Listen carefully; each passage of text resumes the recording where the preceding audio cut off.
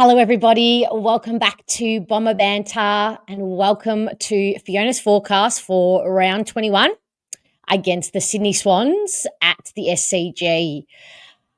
Whilst I am expecting another loss, I think this week might not be quite as bad as the last few. I'm afraid to say those words out loud just for fear of the pain that's going to come possibly Saturday night.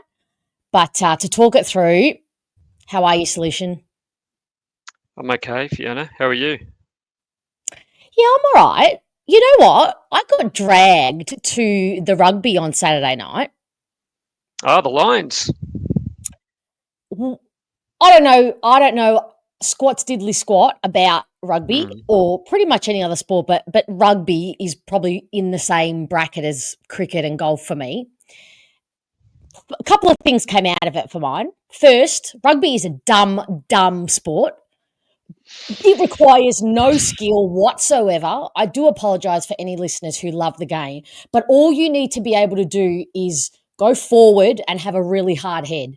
There is absolutely no skill involved in that game. Yeah, I think firstly, it's not my favourite sport either. I don't mind it. It's very confusing in terms of penalties and that sort of thing, but I'm sure newcomers to AFL football we can't work out why we could it's got as many free kicks as they did. So what hope would anybody not familiar with the game have? But yeah, it's there's skill involved, but they're definitely different types of athletes. They're big block that just run forward. I would seriously question that statement of yours that there is skill involved, because I don't know the rules. I don't know what I was watching, but what I was able and had the ability to watch was any type of skill and any type of creative movement, but there is no rhyme or reason to it. It's just one intent, and that is it pretty much. But I will say, now it was very much spot the Aussie. As I was walking in, I was like, oh, what? I feel like I'm in England. I'm in England. I have not heard the Aussie for a long time. I have not heard one Australian accent walking in here. It was you could have been mistaken for thinking you were in England. It was sensational to feel and to hear so many so many internationals, but also a lot of people who live here who are from England. It was just so very cool. What I will say is the AFL have absolutely got their asses handed to them when it comes to entertainment. I mean, Anzac Day entertainment, I mean grand final entertainment, I mean Dreamtime entertainment. The entertainment, the show, the spectacle that the rugby industry, I don't know what the hell it is, I don't even know, put on Saturday night was sensational. Nothing fancy. Nothing fancy, simple but effective. Loud music, loud songs that are well known but great songs. Light shows. Hate loud music. Fire. No, not between goals. Half time to get people up and about, before, after. The light shows, the laser shows, the fire, the words on the ground, so people were singing along. It was spectacular. The energy, the environment was spectacular. And nothing fancy, no singers or halftime entertainment, just more so getting the fans involved with really well-known tunes. And my gosh, I know I've been to Anzac Day games where there's been about 88,000, 89. I can't remember if I've been to one where there's been 90,000, but the noise, the cheer was definitely. And the Lions fans know how to turn it on. I didn't go to this tour, but I went to the last one at Etihad, as it was then, I think, or Marvel. But so you said you didn't see much skill. You're saying you saw more skill with Essendon the night before? Wow, touche! What a good point. Yep. Very good point. Very, very good point, to be honest. No, I will say that all of their throws again, throwing the ball. How skill? I can throw the ball. Like, there is no skill needed to throw a ball. All their throws actually hit targets. So I did feel very much like I wasn't at an Essendon game. So that was a nice breath of fresh air. I'm not quite sure why the Lions team need 4 countries to beat Australia alone. But nevertheless, I learnt that. I also thought that when they put an image on the screen of one of the players with the words Harry Potter, I said to one of my mates, I said, "Oh, look, they're getting in the spirit of they're being fun to appeal to the kids." No, his name is actually Harry Potter. Crazy. Yeah. I still don't believe that, but apparently there is a player for Australia called Harry Potter. So, new fave. I now have a favourite rugby player. I was just going to say too, just to finish off, because obviously, once again, we're just trying to avoid talking about the matter at hand. But as bad as our grand final entertainment has been in previous seasons, we're going to have the best one that they've ever had this season, potentially, which is Snoop Dogg. That was my caveat into the Snoop Dogg conversation. We don't need Snoop Dogg, is my point. We do.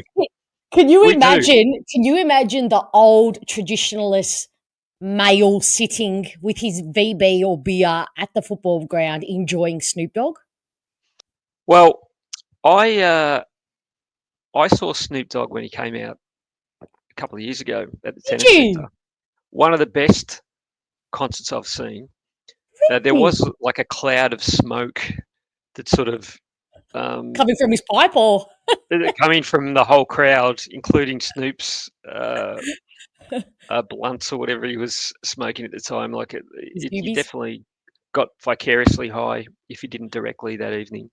But there were like middle-aged people like myself. There were older people there. There was quite a mixed crowd. Really? But he was one of the most entertaining, fun acts I've seen for a long time. But he's not a vocalist. I guess he's more a performer. He's got some of the slickest rhyming. I'd say him and Biggie as two of the. I go deep on this subject of hip hop, by the way. Two of the best in terms of their flow of all time. Yeah, I would agree with that. But in terms of, like, I don't know, I'm just imagining the typical middle-aged male sitting at the football. Like, if Katy Perry couldn't get the sad sacks out of their seat, how is maybe Snoop Dogg is what it takes. I don't know. Anyway, he's going to be no more ridiculous than many other acts that have performed. True. But anyway, we really have rambled now. We're not going to. Is there any point talking about the game? You've mentioned it on Bomber Banter. You've done your post replay. I don't know how you did that. I presume you did it intoxicated. I could have just rewatched. I could have and should have just rewatched the first time we played him, because it was only a 2.3 point difference, was it not? So, and the same rules applied, the same errors applied, the same way we got beaten applied. So same really, free kicks applied. Oh my God, I did replay over and over in my head. And yes, before people yell at me, 2 meter Peter needs to get his kicking boots, not his kicking boots, because the boot is fine. It's his method. He needs to shore up his method, because you can actually see he's going crooked when he's kicking. He's actually going crooked. And before the ball leaves his foot, he knows he's missed, because he's actually running crooked towards the goal. And then you got Liam McMahon with this pure, beautiful set shot kicking routine. So you can tell the difference. So 2 meter Peter, get that shit in order. But I kept replaying in my head his arm chop, the most obvious arm chop. And I'm watching at the time on the ground, because you can't see it on the replay, but I'm watching both umpires on either side. Yeah, of course. One umpire. They knew what they were doing. One umpire, no problem, because there's 2 meter Peter's in the pack, and the square's only so big, he's in the pack. So there's 2 Bulldogs defender in front of one umpire. But the point of having that extra umpire on the ground is for those occasions. It was Peter Wright's head was above all of them, and so his arms were above all of them. It was the most obvious chop of the arms from Bustlinger that I have ever seen. Nada. But then Blackiston gets a free kick in the back line, or Roberts gets a free kick in the back line. Like, it's just trash. Well, Blackiston had a free kick paid against him for laying on the ground and being hurdled. And the push. What about the push? Shocking. And all the soft Tiggy Touchworth free kicks, and then as you rightly say, it goes down the other end. I honestly think that umpires, there's a little bit of kind of almost bully / Lord of the Flies mentality with umpires, where they like to kick the team that's really shit when they're down. And I think that they were doing that. They were just like, no. It's a little bit like when a referee once in the NBA, a former referee once said that if Michael Jordan missed a shot, he just assumed it was a foul and gave him a foul. And I think a little bit, this sort of thing happens a little bit in other sports. The really good team gets the benefit of the doubt. So anyway, it was disappointing. Nobody get us wrong. Umpiring was not why we lost. It wouldn't have changed. Of course, at all. It wouldn't have changed anything, but it's principle. Yeah. And also, weren't we getting bullied enough? Like, as you say, did you need to kick us while we were below ground zero? I don't think it was necessary. And I just think when we do the hard yards to actually get it down there, and Peter Wright does the hard yards to take an incredible mark, and then it gives supporters more complaints. Oh, he doesn't take the marks he should. Well, I really want to give a finger to that, because he doesn't actually get the free kicks that he should. So many of those marks, he's got an arm over the shoulder and doesn't get a free kick, or he's getting a chop of the arms. Now, if that's Charlie Curnow, the umpire is seeing that psychologically and automatically thinking it must have been a chopped arm and calls a free. Yeah. So I just want to point out the difference. No, that's all we're doing. Having said that, in terms of project draft picks, it was a wonderful weekend, because you had the Saints doing the spectacular. And how sad for St Kilda, they've got possibly the best player in their competition, and I'm sure he's going to go home. I don't know if he will.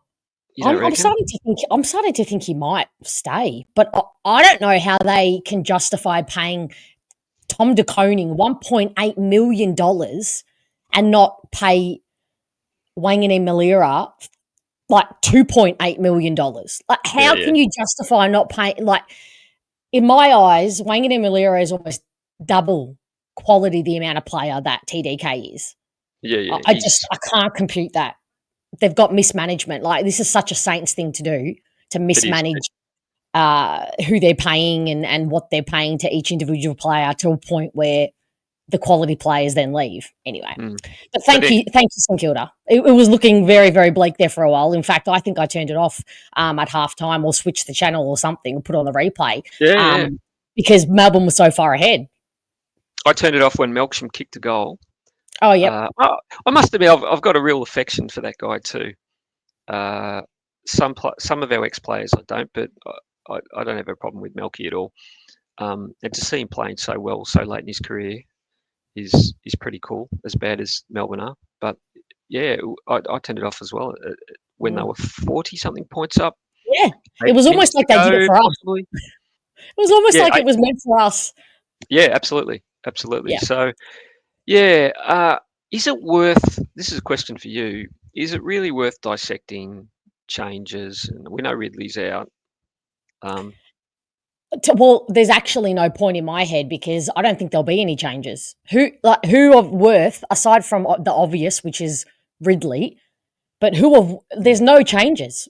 Who might come in? Maybe Hobbs comes back in, and then you do some reshuffling, and Al Hooley goes back for Ridley, and we don't have anyone to bring in. So there's no point discussing any further than that, in my opinion. So you think it might just be Ridley out, and then the next best fit guy in, whoever it is, which is probably Hobbs. Or if you want to bring in back Archer May, but that's very tall. That's a very tall forward line. So could you try him down in defence? I mean, we've seen what Blackiston can do. No, I'd put McMahon before I put May. I'd swing McMahon back down there. Yeah, Archer May's a pure forward. You reckon? Okay. Yeah, But for 1 week, and we can move on to the game, but for the first week since we've had all our backs out, our key backs out, it might not matter this week because Sydney don't have a forward line. So whilst we have a makeshift midfield and back line, they have a makeshift forward line, and one of their guys, McLean, who was playing down there, is in concussion protocols from the weekend game against GWS. So they're going to be even more makeshift. So they're not exceptionally tall and they're most certainly inexperienced down there in terms of personnel. So and also the SCG doesn't really lend itself to having, 3 or even 4 big talls getting space, leading, etc. It's very compact, and they can get in each other's way. So yeah, okay. So that's the changes. Short and sharp. Yeah, we'll do our best to keep the whole Essendon talk short and sharp. Who is doing what? I think I'm doing Smoking Joe. You are, yep. I had Guelphy as my Smoking Joe, and he certainly smoked because he kept Bailey-Dale nice and quiet and backed out of the 1,000s for metres gain and back into the 400s for metres gain. So whilst we did lose by 93 points, Bailey-Dale did not have a picnic in a park. Yeah. And you predicted that.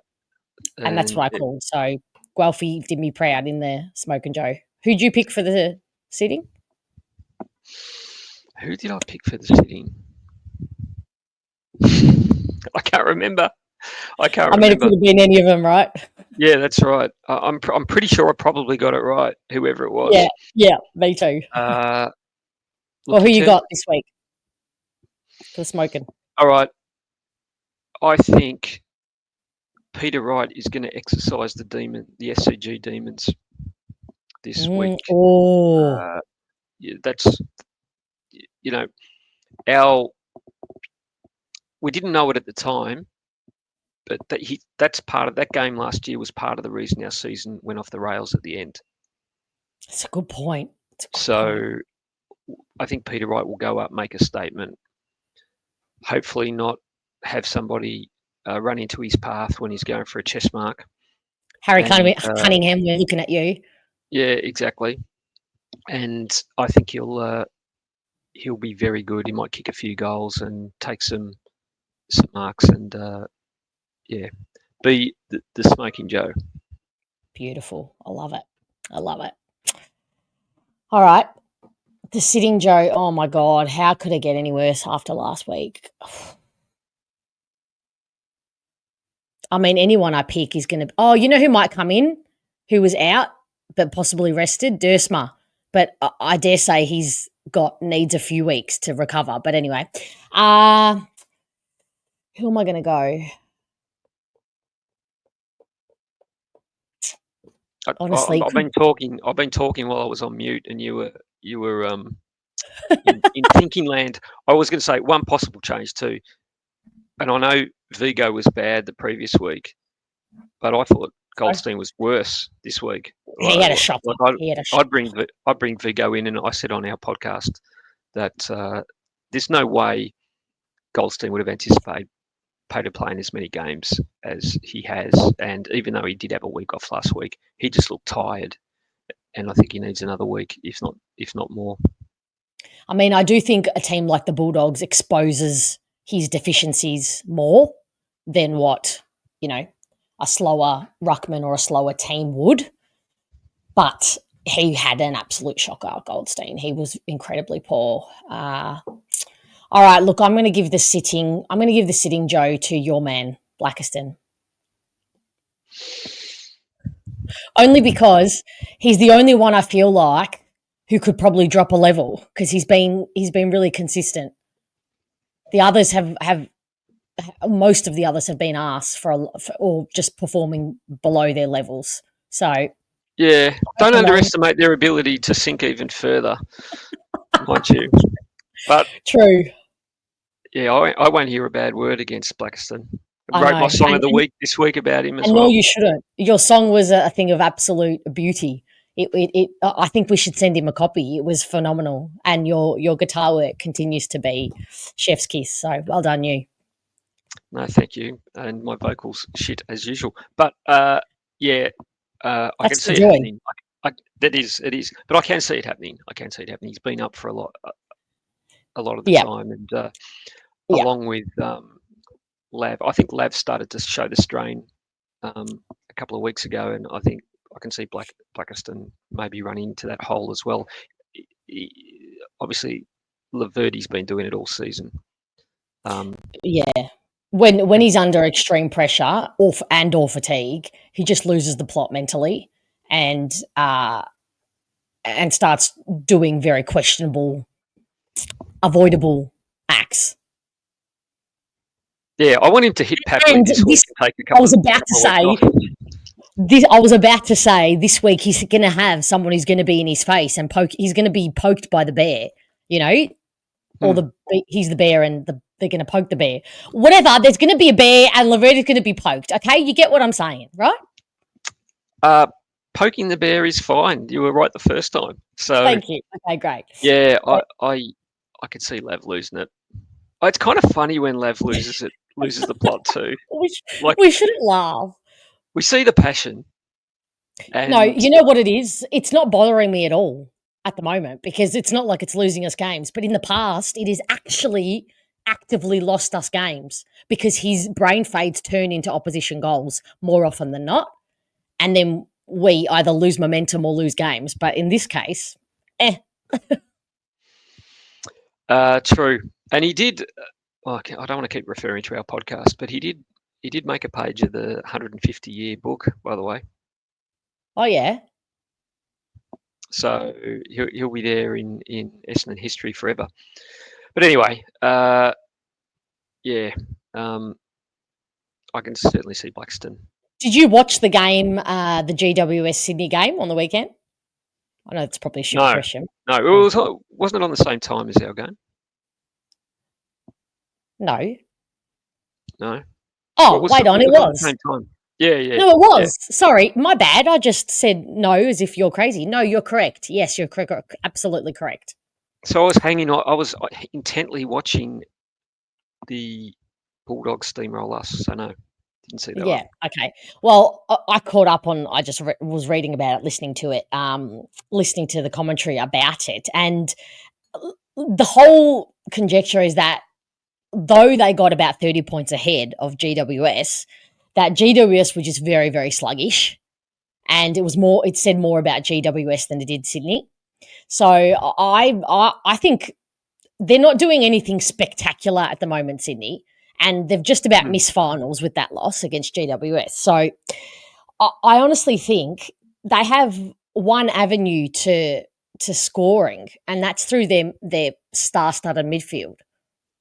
So if we can break even in stoppages and, actually stop that set up around stoppages better and a bit more thoughtfully and stop the out the back quality mids for the Swans getting out the back and then, moving the ball forward, I think we might have I'm not going to say a chance, but it's not going to be as painful. No, there's not a chance. Don't get me wrong. There's no chance at all. Yeah. Please don't get me wrong. It's not like when Muzz on Bomber Banter was who was he? He predicted a win 2 weeks ago. Who was it against? Yeah, I think so. Yeah, and then he went to the game, the poor guy, and love you, Muzz, but I mean, it's good to stay positive, isn't it? Yeah, to an extent. There's positivity and then there's delusion. But, true. No, but I just think that they're almost in a bit of a mess, as much as not as much of a mess, but as like a bit of a mess like us, where they've had quite a lot of injuries. They're a bit all over the shop in terms of their system under Dean Cox. A few of their, not that their star players haven't been really good this year, but they're probably below their standards a little bit. So, I just think it's not going to be as much of a bloodbath. And that's where I'm at now. Bloodbath, less of a bloodbath, and no bloodbath. Like, No, I mean, this might be famous last words, but they still have a hangover from the firstly Ross Lyon and then Horse style of football. Not Ross Lyon. Ross Lyon. I was like, no, I meant Paul Roos. yeah. His former Fitzroy teammate, who and there's that sort of dour style.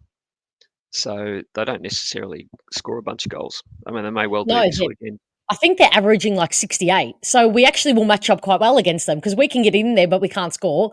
And they're the same. They can't deliver it in there because it just rebounds straight back out because they have no forward system, just like us.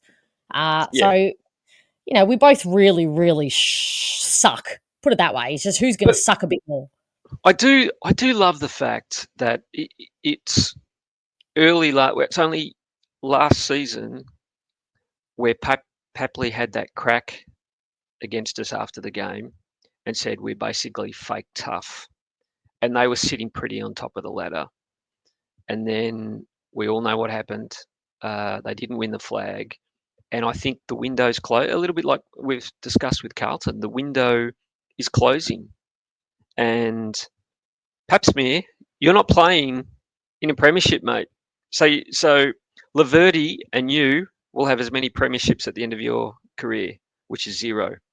So maybe you should just pull your head in next time. Does Papley have a premiership? I think he won. Wasn't he in the premiership team? No? Didn't they last win in 2012?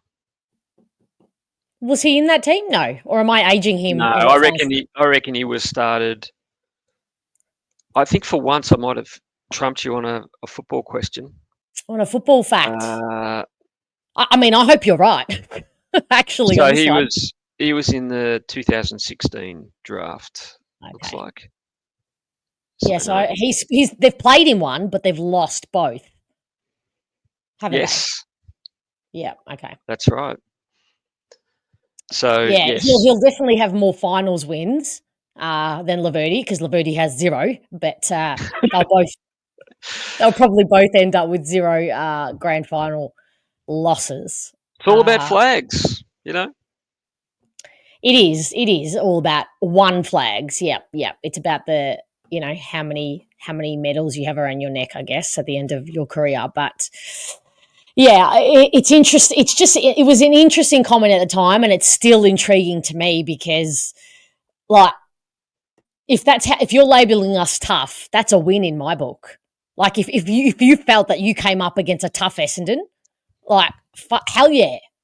Well, I don't think he was. He was kind of accusing us of being faux tough. Yeah, but if not really being tough, but being possibly dirty or something he's very good at. He's very familiar with that. Yeah, that's exactly right. That's exactly right. I mean, from him, you can kind of expect that kind of grubbiness. But then Heaney, in an interview, doubled down on it, and I hated that. Yeah. I hated that he insinuated that there was toughness and that they were talking about it. Brad Scott was talking about it during the week. Like, look in your own backyard. How about that? That's what I would suggest. Correct. And now you're no longer at the top of the ladder. In fact, you may miss finals. It would be wonderful if they finished 9th, actually.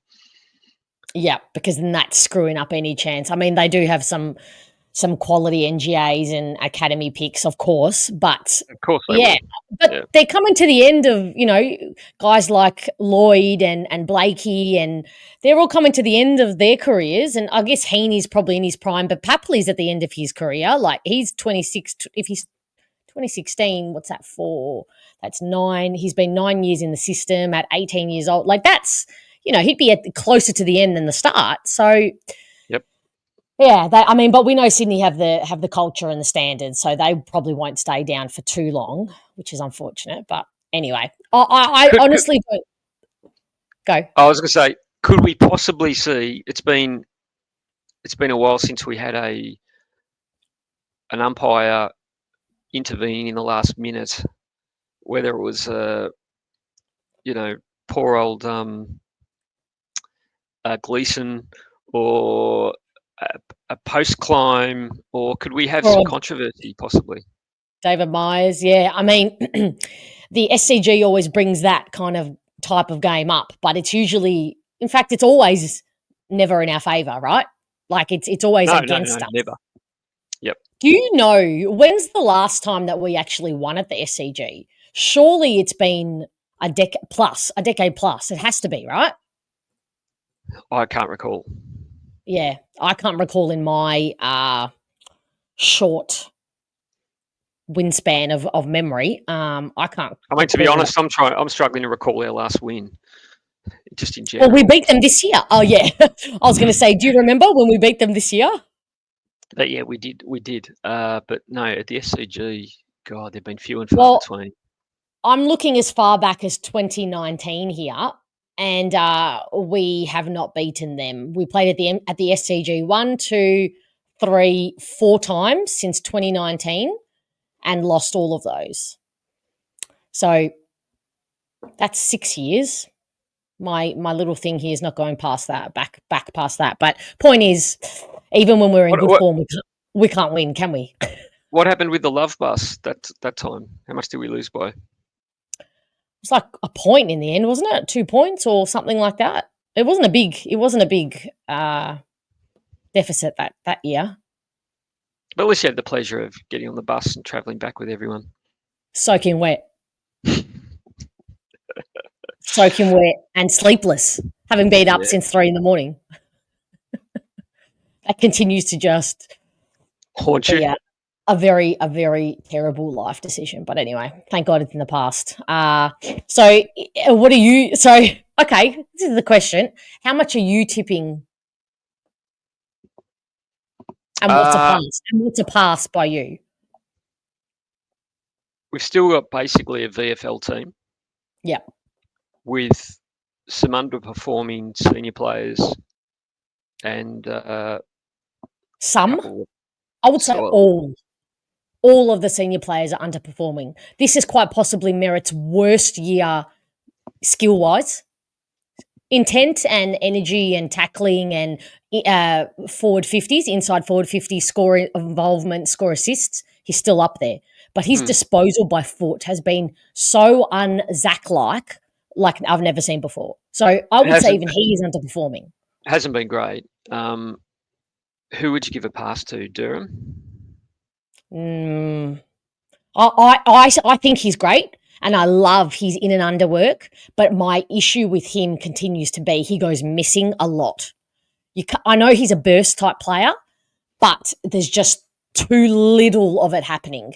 And I know it takes a lot of energy to be that kind of player. But if I'm seeing it 3-4 times, maybe 4 times in 4 quarters of football, that's just not enough for mine. And he's not doing anything else outside of those moments. So while those moments are spectacular, granted, not quite enough for me for him. Yeah, okay. Or we could go through the whole team. But yeah, I think the senior players, it's an easy list because half of them aren't playing. So Ridley, no. Redmond, no, although he had an incredibly good game last week and he was good, he was pretty good again for a poor showing. 2 metre Peter, and this is unbiased, he gets a pass, doesn't he? Like, aside from his goal kick in the past few weeks, this has been one of his best seasons. He might get one of the sort of stuff I used to get at uni, a 51%. But he loses marks for goal kicking. Yeah, but in terms of his other metrics, all the other metrics, and I'm fairly certain I remember this from the Don the Stat boys, his other metrics comparatively, and I'm chucking in the leadership, which he's added to his performance this year. I've never seen that kind of leadership from him before. I would say this is his best year outside of, missing kicks he should. The marks I'm not willing to give to people because all the marks he misses, generally, also not all, but generally he's got 2 on him and he's generally impeded on and not given the free kick. So, but the goals I will give you, he's out his last 3 weeks, he's going crooked towards the goal. So yeah, his leg. Yeah. But anyway, aside from those senior players, there's none other. Maybe Dursma gets probably a pass, actually.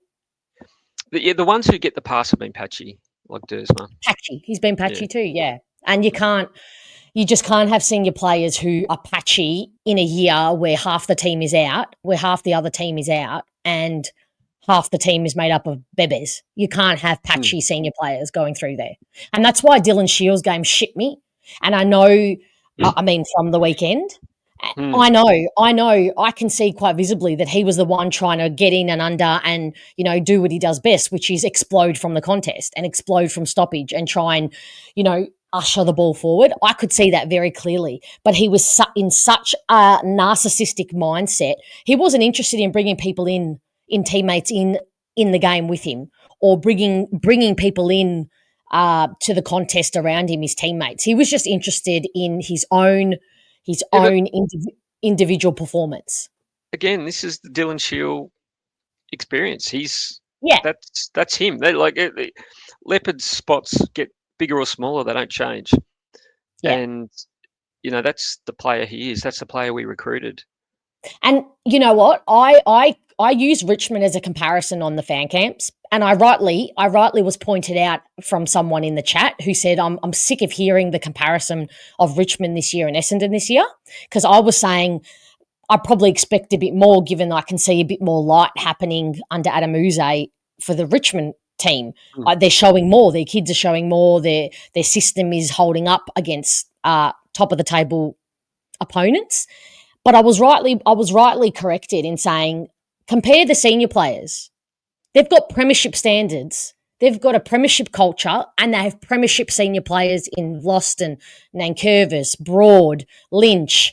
They've got a core base. They weren't starting at the same level as what we were.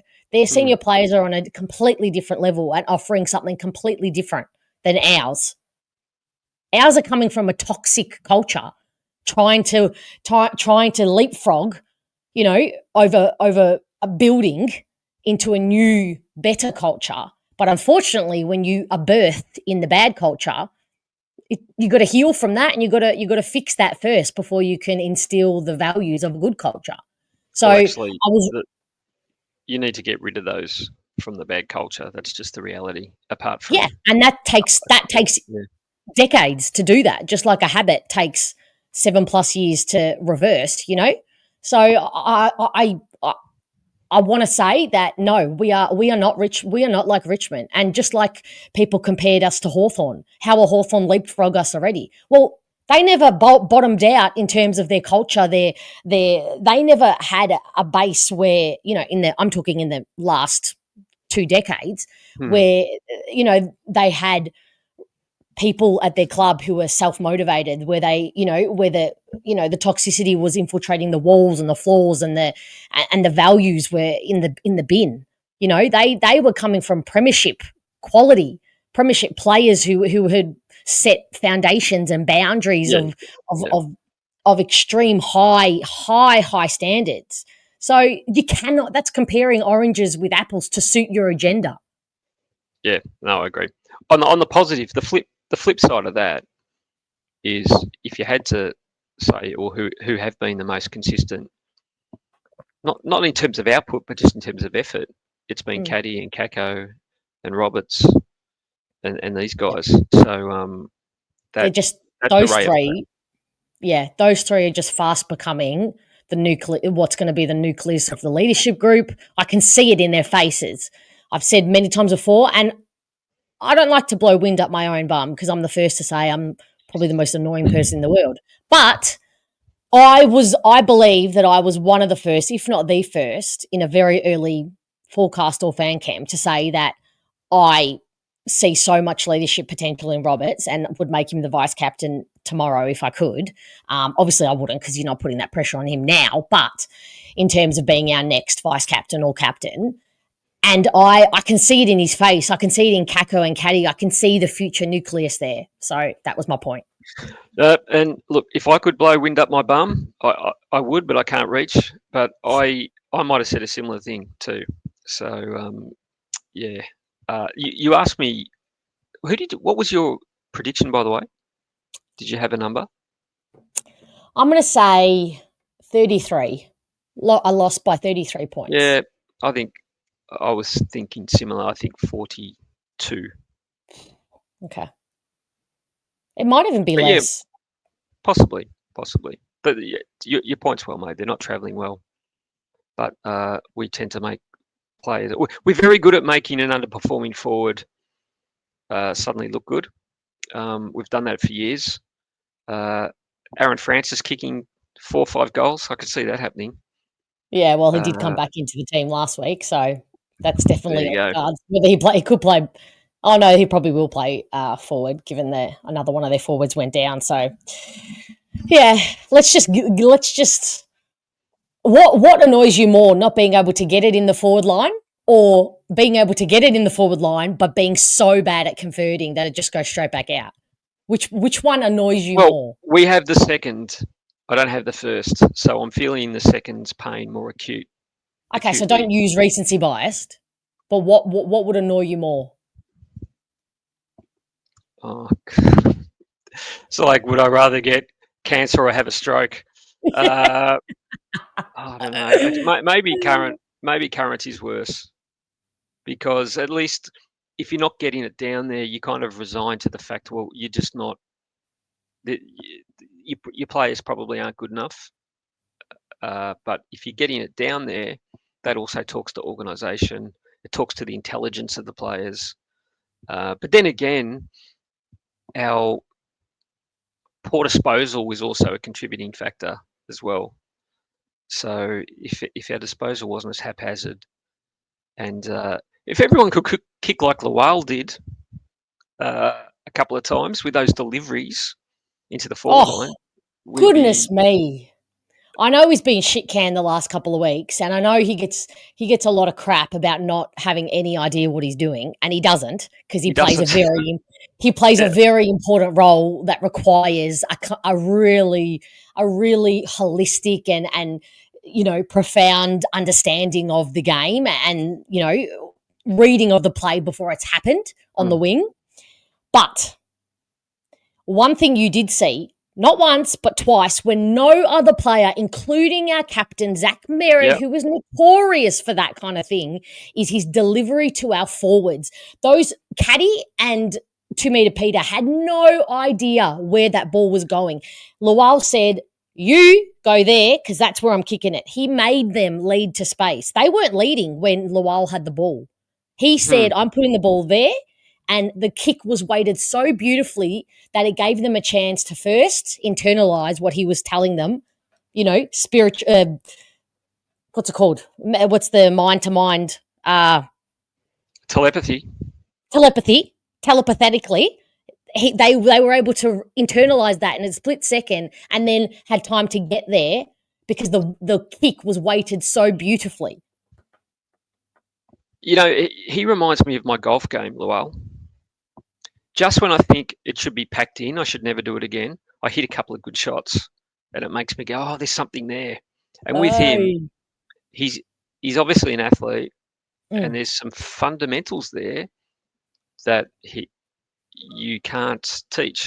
So yes, exactly. And I will say another thing that gets lost on him, that people are focusing, and including myself, focusing on, because he gets exposed a lot because he's in that wing position where you've got to know what you're doing, right? But as you know, I watch replays of games when I go for runs, and today's game, I didn't feel like today's run, I was feeling a bit tired, and I didn't feel like torturing myself. So I thought I'm going to watch a game where we played really well and it was exciting. So I watched the second half of the Carlton game, and in the last quarter, he went for there were a couple of plays where he missed a tackle, then another player came in to tackle the Carlton player who had the ball. And then it was just, his attitude was just like, I am not letting you leave this vicinity. And his intent to just repeat effort is really underrated, I think. And it's the instinct to just go again and again and again and again. And it's what Kako does. It's that instinct to just, I'm just going to go again until I cannot go no more, or the ball's gone. I think, and I would never have predicted this at the start of the year, but I think it'll be around again next year. I would be more than happy, because if all that lacks from him is a bit more time in the classroom, that's a no-brainer to me. You know what you have to work with. You know that for him, he doesn't necessarily need more skills out on the ground, because he moves like Sho Bolton. You know, the twinkle feet, the twinkle toes. That's why I love him up forward, because he's unpredictable and he's energetic. But if in the off season, you know what you got to do. He doesn't need more time, maybe a little bit of time, but he needs to be sitting in the game plan room and watching plays of extremely good wingers. He gets caught in between where the ball is and where the ball's going to be. Like you've got to be either at the contest or a kick behind or in front, and he's always in no man's land. And that's you're right. That's a classroom thing, not a skills thing. Or and to me, that can be taught. That can be picked up on. Yeah. And hopefully. No, we can. I think if the player wants it bad enough, it's just like if you wanted to become a scientist, you may fucking loathe science. It might be your most hated subject at school, but if someone said to you, you might potentially get a premiership medal around your neck, or I'll give you $1 million if you become a scientist. You're going to just teach yourself and you're going to study and study and study until it sinks in. So I think it's something that can be taught. But anyway, we digress. I don't know. Did you see my chemistry score in year 11? I don't know if it can be taught, but anyway. But you hated it. You probably hated it, and so you didn't really put effort into it. I hated science too. So the second I could drop it, I did. I might have hated it. Don't underrate my just lack of intelligence either. No, but you know what I am rating? I am rating your desire for $1 million. Oh, back then, I would have studied for sure. But now, I'm saying now, if someone said, I'll give you $1 million, no strings attached, but you've got to pass chemistry at uni. I don't know that I'll be capable. What? Yeah, I don't know I'd be capable, to be honest. You would. Because you would be so like just intent on getting that $1 million that that alone, the intent alone, because of the prize, would energize you to do it. Okay, let's go with that. All right, couch question. Yeah. Now, I was looking through the questions, and there is one which I'd like to table that came through, and this might be a bit self-indulgent. So, anyway, I'll read the question, and then you'll know what I mean. Mm-hmm. My favourite podcast is becoming too hard to listen to. The blind faith in the Messiah coach that's achieved absolutely nothing. Borderline looking forward to the next loss and just assuming it will all magically turn around next year and all will just be well next year. I need help. Now, I think this may be egotistical. I think this might be a little dig at me, potentially. Why? Because you're always the negative one. Yeah. Well, I've previously been very negative, and now I'm having faith in the coach. Or it could be another podcast, of course. But I wonder why he'd come here to say that, he or she. So yeah, but it could also be directed at me. We don't know. I mean, it's true. I would bite back and say that. Firstly, I don't. Okay. So this is obviously someone who's not impressed with our coach and hates our coach. I have come to understand that the view on Brad Scott... To be fair, though, just before you continue, to be fair, taking it on face value, they just don't like the blind faith and thinking that it's all going to turn around. So maybe they don't hate the coach, but they think I think there's a bit of vitriol there towards the coach. I'm sensing that. And since this is a psychological couch, I'm putting all my tickets on that. So anyway, all the nuances and dialect around Brad Scott, I believe the people who are against him sit in one of two camps. One camp, very, very, very pro-Hurd, James Hurd, still very, very hurt and triggered by the saga and how James Hurd was treated. That's the one camp. The second Brad Scott hating camp is the people who dislike him personally. So disliked him at Kangaroos, think he achieved nothing there, disliked him at the AFL, and probably disliked Chris Scott too. So that's I think there's a third camp though. I think there's people that genuinely I think, to be fair, there'll be a cohort of people that genuinely think he should be doing a better job than he has, who were maybe positive at the start, and who think that, since he's been here, he hasn't shown enough. I think that's that. But do you know why I think there's not? Do you know why I think that can't be possible? Because if you broke it down, you would actually see the reasons why our list and why there's logical reasons as to the performances we're getting. There's logical reasons as to performances we got last year. But we see that.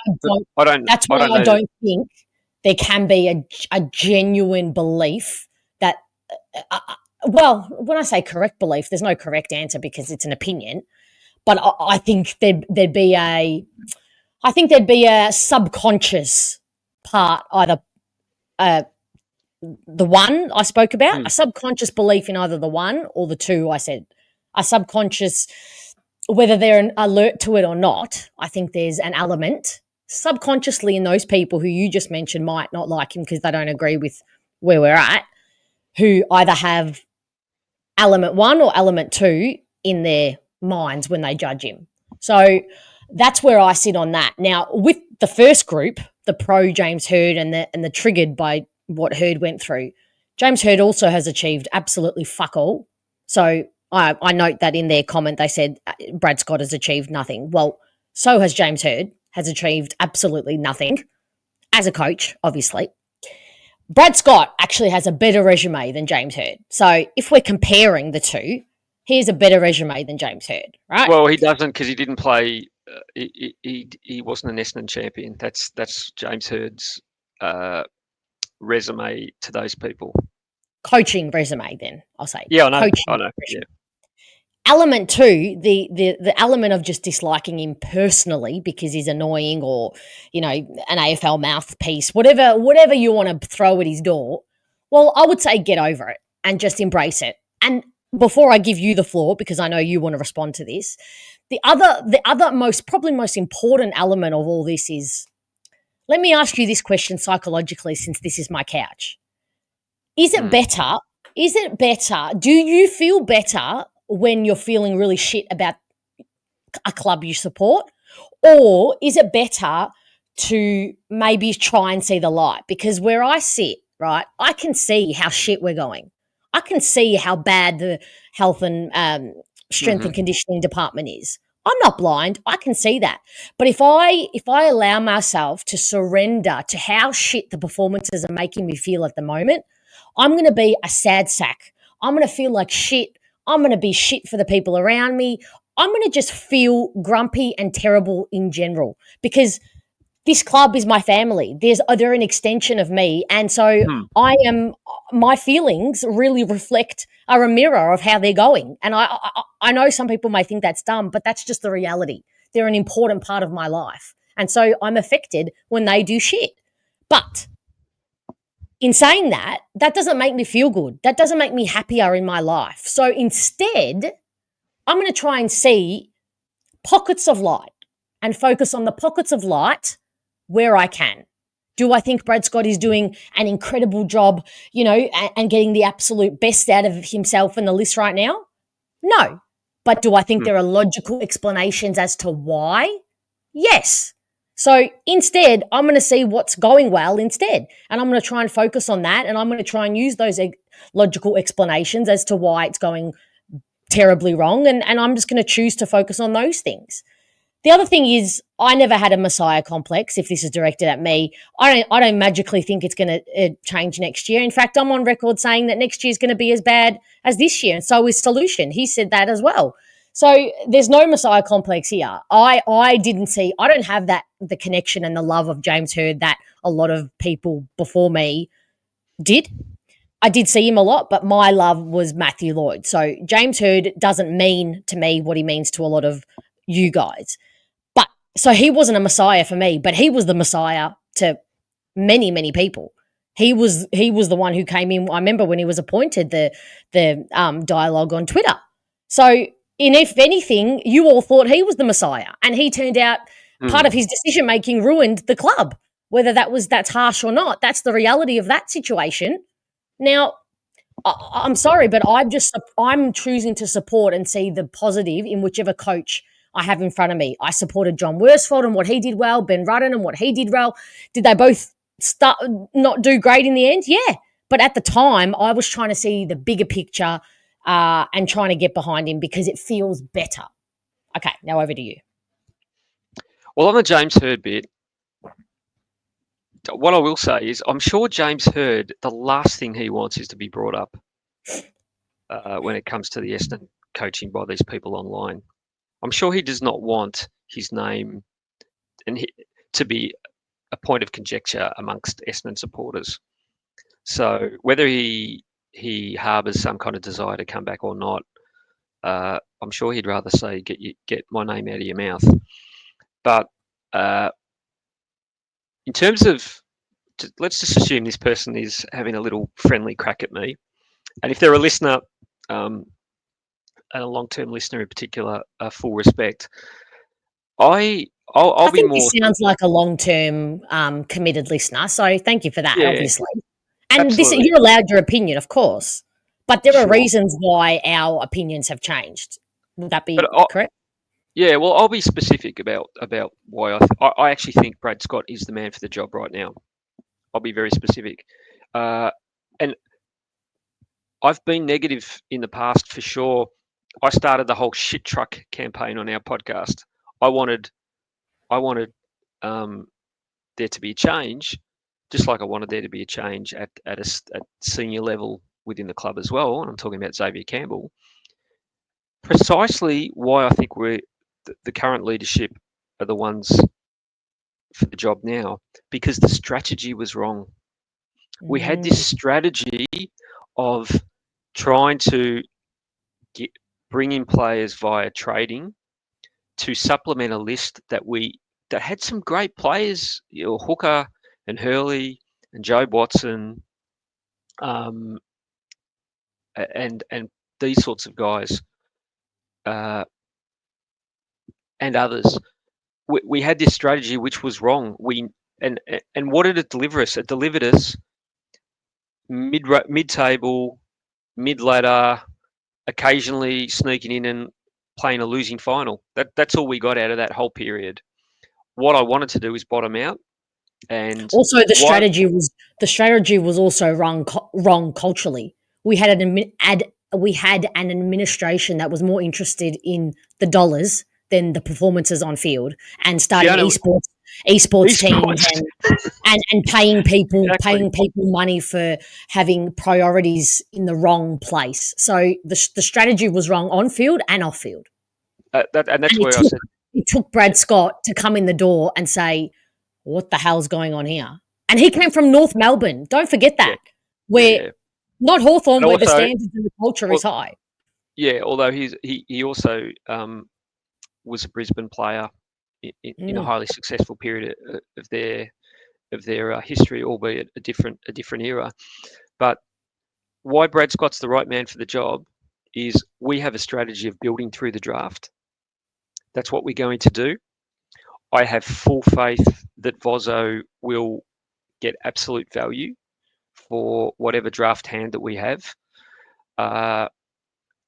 And that's what we're doing. We're building from the draft. And why Brad Scott is the right coach is he's not going to waver from that. He's not going to listen to noise. He's not going to be influenced by internal politics, by in fact, I've got no doubt if people put pressure on him, he'd probably just walk out the door if it came to that, rather than compromise the strategic direction the club's taking. So that's the only reason I think Brad Scott's right now. I don't necessarily think he's the best match day coach. I don't know enough about it. I don't pretend to know enough about it, and about what makes a great coach and what doesn't. But right now, for what we need, he's the right guy for the job. And let's see how we go. I think we'll have a better year next year than last year, if only because I'm assuming we can't have another year where half our list is injured. So at the very least, we'll have more available from the talent, however thin, that talent pool is, but we'll have more available talent next year. But no, Brad Scott's the right man for now. In some ways, just like Worsfold was the right man for the top-up year. He was an experienced guy. He came in. He wasn't trying to prove anything, and he helped in that season. He did. And he did. You know, afterwards, I don't think he was the right man for the job. Brad Scott's right for now, and we'll see where it takes us. Yeah, Off the soapbox. Yeah, I think combined that should answer the question. It's I know the Messiah complex you're talking about, but personally, and maybe I'm biased, I don't know, but I don't see that in our podcast. I don't see that in the solution, and I think it's probably a shock to the system, you being positive. I think it's come up once or twice in our group chat where your Jez is going to bed halfway through games now because he can't handle it, even though he tipped us to be top 4 2 years in a row. And you're kind of seeing some light where you previously didn't. But you also are in your right to not be positive, not be negative all the time. But B, you're also allowed to choose to say that your opinion is that something is going well. That's your opinion. Yeah, it's not, and people, it's not an agenda. No. We've never been a podcast. We've never been an agenda-driven podcast. Let's be clear. No, never. Or never when I say we, fuck. I say you. Yeah, I've never given a fuck. Let's be honest. Never. And for the 18th podcast reference of this forecast, purely, as I said in our podcast, it's very easy to say we need to bottom out. Until you go through it, it's very, very hard, and it does feel like going through root canal treatment. It sucks. It sucks balls. Friday night was awful. You know, the first 5 minutes were awful. Yeah. And it didn't get better. But I'd rather that. I'd rather 2 years of pain, even 3 years of pain, and then an era. Yeah. Whether that era delivers us the ultimate success or not, I just want the best possible talent to drive us to the next level where we can actually be. If we're competing for top 4 every year, we'll be winning finals and a chance to win a flag. Well, when's the last time we actually completely had a rebuild? I don't remember, because we've bottomed out, meaning we've finished very low on the ladder, but it's never been a complete rebuild where we've gone to the draft and only taken babies. Never. No, well, I think towards the end of Kevin Sheedy's era. So Kevin Sheedy is the last time we did it. No coach has done it. No, I was going to say as you say, we've just topped up. Yeah, and towards the end of the era, that's probably where we should have said no. We're gonna start again. But we tried to supplement through other means other than from the bottom up. So look, it is what it is. We're here now. Don't get me wrong. Like the last thing I want to be doing is podcasting for the last month. It's going to be the worst month of the season that we've experienced, probably in living memory. But we just have to go through it, and I think we'll have a better year next year. I really do. Yeah, I do, but I'm not yet confident. I'm not. The thing that I'm not confident in, it's not Brad Scott. It's the strength and conditioning. Like I have confidence in Brad Scott. God. It's not blind confidence, but I have confidence. It's not blind. I just think that if he had his full crayon box, you would be seeing a completely different performance. I fully believe that. If we had maybe 3 out of 17 on that injury list, Reid, Draper, who else would you say? And maybe Ridley each week. If we had just 3 keys from that list, you would be seeing a completely different performance. We might still be losing, but they'd be honourable losses. We'd be in most games and not out. So that's why I'm not sure, because I don't have what I don't have faith in is the strength and conditioning. It's not the hanger. It's not the hanger surface. It's not. It's that's another matter altogether, and I 100% agree. And yeah, I mean, we've discussed it already, and it's probably, we'll just be repeating ourselves again. But I don't have any faith at all that the medical staff know what they're doing. So, yeah, something has to but what's give. happening? What's happening? Unlike previous seasons, we're not tucking our head under the sheets and under That's the right. doona and pretending everything's fine and saying that it'll get better next year. We're actually actively changing something. One domino has already fallen. Barham and Vozo have already come out and said they're resurfacing again the two surfaces, and I think that's completely useless because I don't think it's the surfaces, but they're doing it anyway because no stone is going to be left unturned. Yep. To get this right. So whilst I don't have any confidence, I am confident in that they're going to try to fix it. And that is all you can do is show them to fix it. Can I finish on one thing though? The final thing I'll finish on is this football club, probably knowing that was going to have to do this, was somewhat tone deaf, I think, with these membership increases that happened in the last pre-season. Now, I get cost of living and inflation and all those things, but there's a lot of people that spend a lot of money, probably money they can't afford, and a lot of people are hurting out there in the current economy. And so I get the anger. I really, really do. And it's easy for me to say, I don't have, I've only got my membership. I don't have a family of 5 that I'm paying memberships for. So I get the anger. Trust me. I don't. Not in that respect. I get the anger at being. I love the way you go. No, I don't. No. In regards to your point, I get the anger at on-field results because that makes everybody angry. But I don't get angry that I actively chose to pay over $1,000 for my membership because Essendon didn't hold a gun to my head to make me do that. I am an adult and I made the decision to do that.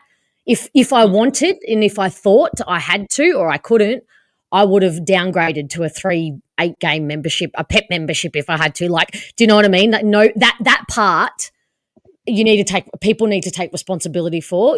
I can say that it was absolutely freaking ridiculous that my membership has gone over $1,000, but my anger doesn't come from that. Oh, I'm paying $1,000 for this to watch this shit. Nobody held a gun to my head to pay for to sit there and watch this shit. The club owes me nothing in that regard. You're right. However, you look at the product we're getting for what we've had to pay. That's the bit where I can understand people saying, "I want." Yeah, I know what you're saying. Well, where in the contract agreement that I tick without reading every time I agree to the terms and term and conditions without reading it. I am sure I didn't read it, but I am sure in there they never promised that they're going to perform on field. Never. Yeah, and we get it. It's a footy club. Whereas when I buy a phone, I don't read those T's and C's either. But I'm sure that there's something in there that says the phone has to provide me with phone quality. It has to make calls. It has to function. But Essendon, a sports team doesn't guarantee you on-field results when you buy a membership. No, that's true. That's true. Although it would be nice to have it would be nice to have an app that worked. Well, that's not Essendon's fault. That's the AFL who fucking run it. It's the worst app ever. And again, we've said this before, but you think with the organisation that the AFL is, you think they could and in 2025, you think they could create club apps that actually are user-friendly and work. Anyway, that's maybe a good place to end, isn't it? I reckon at least half the esports team were coders. Maybe we can get them onto the case. Exactly. Bring them back and get them to do some development work. Anyway. We've rambled enough, yeah? Yeah, this was a nice, thorough forecast. But I think this is what we're hanging on to now.